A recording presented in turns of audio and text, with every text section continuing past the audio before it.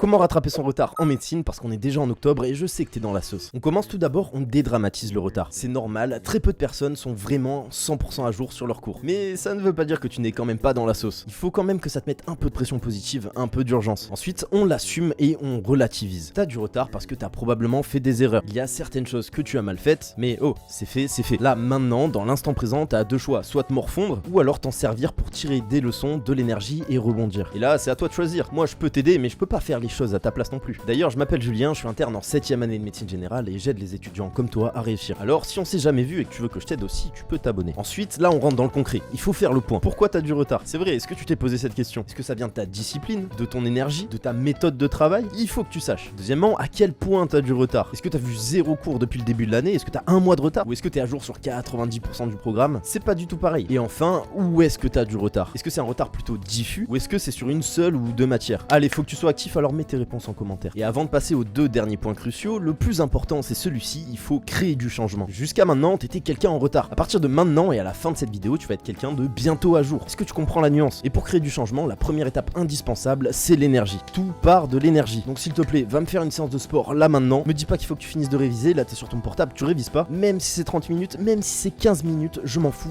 dépense-toi au moins un peu. Deuxième étape, ce soir, paradoxalement, arrête de travailler un peu plus tôt, genre vers 19-20 h. Et ça dans le but de rattraper ta dette de sommeil. Je sais que t'es en dette de sommeil, tu peux pas mentir. Alors dors 9 h, 10 h s'il faut, et demain lève-toi le plus tôt possible. Oui mais Julien, comment on fait pour se lever plus tôt en dormant plus? Et bah tu te couches plus tôt, c'est pour ça que je t'ai dit d'arrêter de travailler avant. Et enfin, les deux choses les plus cruciales, et fais-le maintenant aussi. Premièrement, sois critique sur ta méthode de travail. Est-ce que t'es réellement efficace? Est-ce que t'es réellement dans l'intention d'apprendre quand tu ouvres un cours? Pour 9 personnes sur 10, la réponse est non. Ensuite, est-ce que tu fais assez de QCM? Est-ce que tu prends le temps de corriger tes QCM aussi? Et est-ce que tu prends pas 10 minutes à essayer de retenir quelque chose qui n'est jamais tombé aux examens? Bref, est-ce que t'es pertinent quand tu révises? Et deuxièmement, identifie le retard à rattraper en priorité. Imagine, si t'es en retard sur deux matières, une qui fait 100 pages, coef 10 où t'as 90 pages de retard et où tu penses avoir 0 sur 20 si tu révises pas. Et l'autre qui fait 1000 pages, coef 1, tu penses avoir 18 sur 20 si tu révises pas et t'as 200 pages de retard. Ben évidemment, tu vas d'abord rattraper le retard de la première matière parce que t'as moins de pages à réviser, c'est plus simple, t'as un plus gros coef et que t'as surtout beaucoup plus de points à gagner sur 20. Sur YouTube, je t'ai sorti une vidéo de 3h33 où je t'explique comment réussir médecine de A à Z. T'as le lien dans ma bio, tu peux pas la louper et n'hésite pas à t'abonner. Et tu peux aussi encore une fois t'abonner à cette chaîne, je sors une vidéo par jour pour t'aider. Enfin, si tu veux passer à l'étape supérieure, tu peux aussi rejoindre mon Discord gratuit Santé en Santé. Dedans, il y a plus de 5000 étudiants en santé déter pour réviser, on révise ensemble tous les jours. Et si tu veux encore passer au next step et me confier personnellement ta réussite, j'ai aussi mon accompagnement La Régène où on s'occupe de rendre des étudiants excellents pour qu'ils réussissent enfin leurs études. Si ça t'intéresse, t'as toutes les infos sur mon profil.